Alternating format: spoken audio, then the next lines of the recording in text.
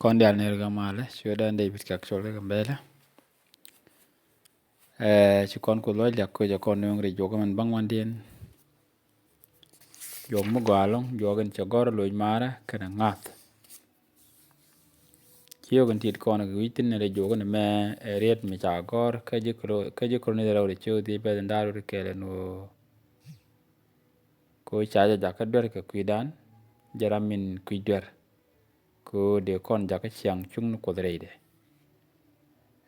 chiyog mo galong chiyog me chiyogan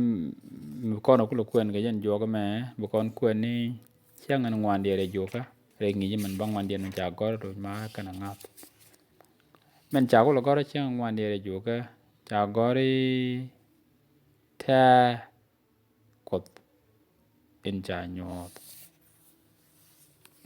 ta ko den cha nyot jen bu kono kwen ne ka chiang an ngwan de ya gwa do kono mu kwen kon chiang an ngwan de te ga te kono kwen tin en wana me long de kon kwen ka bogni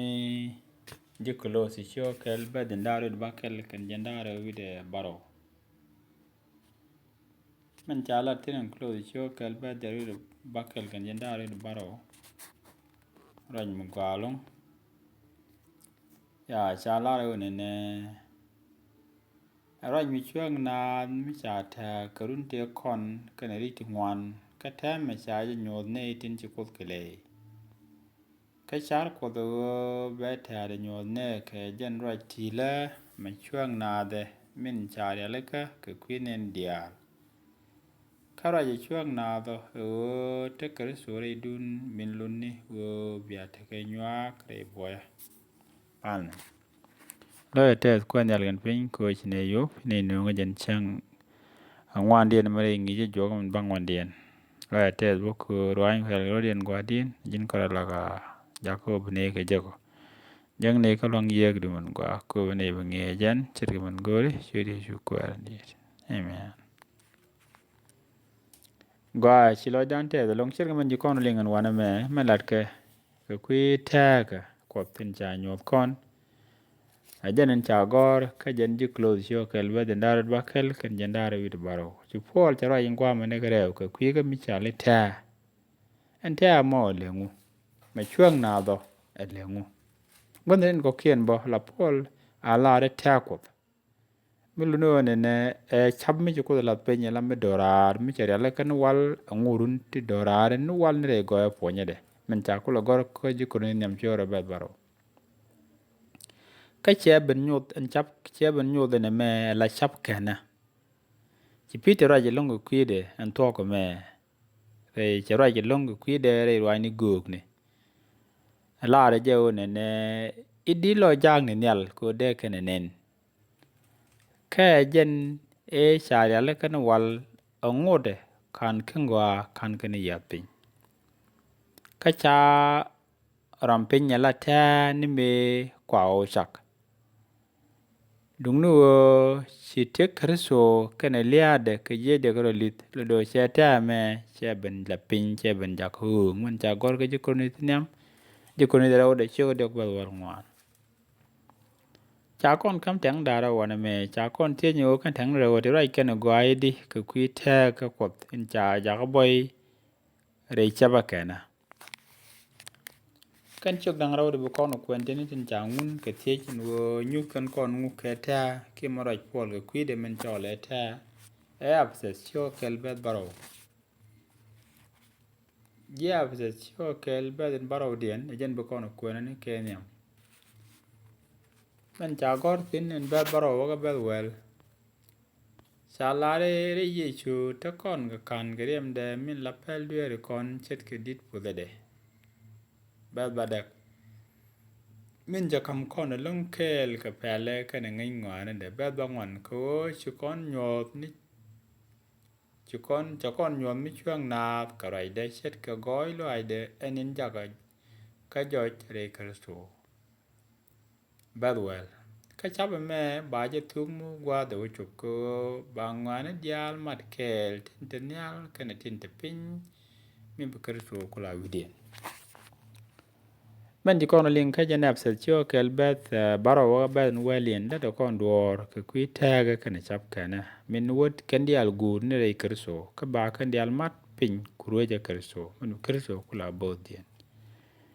tega mi anyog mo nyal ji kon ka janab sel chio dok beth jok wa beth bakel men chala ke ab sel chio dok beth yo wa beth bakel chala ne ka charai de min chuang na jaga ngai ke je ko che nyuga en chama tot gor ka kwide ka mi chiamin cha gor kwen de yen nen ka thok no cha ta ngach ka kwi kerso ka gwa e chiwa karan kon nyot ta mo karan kon nyot ta mo ka ta me che nyot jak tel karo ken guk enta ka yede but in bakalien chia ko lare kata me o ko tuk to go nei tin chito ajiju bi ko pot ko nyak ke jiju canadian ke ji pwanya kelo ke nyaken min chala la ko ke kwi kerso yechu na me ajarir njak dongon cha nyok mo kam je kon malata o ngak dial tin je kot kare leka ni wi mon ngwa me rol nel baga mat ken dial baga jaka kel re yechu kerso na me ajan ne gor kerso e ke jan raje ke kwide me lang ne ga jon chowel baro ajan mi chet ken me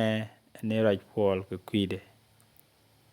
raje ke kwi ka min cha ta raje ke kwi ta ga mutatin wal cha ko le nyot re tunu ko to go na me cha la ro ne jalot ka me no ko do ke liu ka chwe ga de men kel ga ra chwe chu moch ala dungro ne alen dit ko de longun tele me de ko ge ke kwi Canada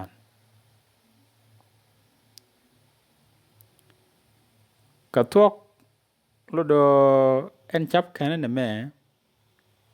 ajen bana ndian ni je si rwani go ga jalare jen bo kono wo kwen ka bawo ngi kon ka jen bo kon ndian ni je more run tindorare rol nyal dunu ngai kone o ci kerso ci liu ko binaitin tik ci kan de la ngot ka miliu kan kaka kwide en min ci liu de ga rodien ju je nyok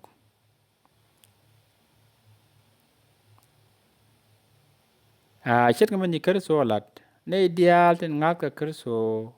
kan ji jud mani jur te kan re nywa ka yani ko aper ka re tun ko to go ka cha kan dial chu nongwa kel ella ram kel ki ela point kel mela dole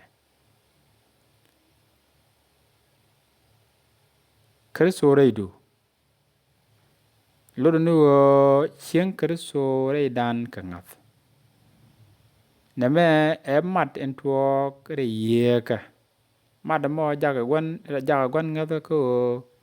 benyur kel ke kerso ro nyalan teme kaba bom wa beben lo do be chu met ke be tande be yu ngach ke kerso ye chu ta kerso re te ka dan cha kon ku tung ja ko ban ro nyal bo kon ku tung tong no wona ngot kon wi mon me cha kon ku tung mat ro nyal ngot kon wi mon me jan tu kos to go anin tabloy kon man tabloy jingada ka ja ka go ko de kan churong ka jengwa ne dial nyale ka rol nyal ka kwine nin chale na me ajan pe kun ka dan lat kon o tege ta mi porai ka kwide ta mo ajan ta in chalat te tun ko to go ta mo ai sai chaba kana me ko tare ala kan go bo ge lu be kan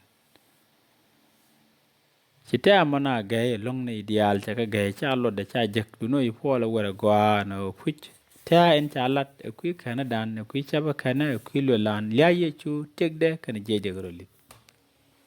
ajan na mo cha chola ta ajan cha nyo da ka cha nyo ne ideal la jinga la ten rom ka ngadien ten mo kon ko nyam re ngala dan ko bu kon lo ta ga na bu kon ne re ta ga dan Eta mo no kon go kut kon kam tani te ban wa de kon lat ge. Kam man la ta in cha ja ko ngen chap ko cha na ken. Wo bo ko lo la ra na jen tan tek ni jen long ko ko ge duo ba de tuo ge ke charan. Aliak ate ko cha kon yop ka ya kon yung ta mere tunu ko to go cha ta ma ja ga joy ke su ye chu to go tek de lia de kan je de ko le ta ma ja kon ken ka nyur kon ke ye chu ke ronel angot kon wi mon ta e nga aliak ate ko palne lo ate ko da ko ne yo rie de ali ne gwach da me gare char da ka bod ye ko dum ko ne ti ki chu de chu ko andi amen.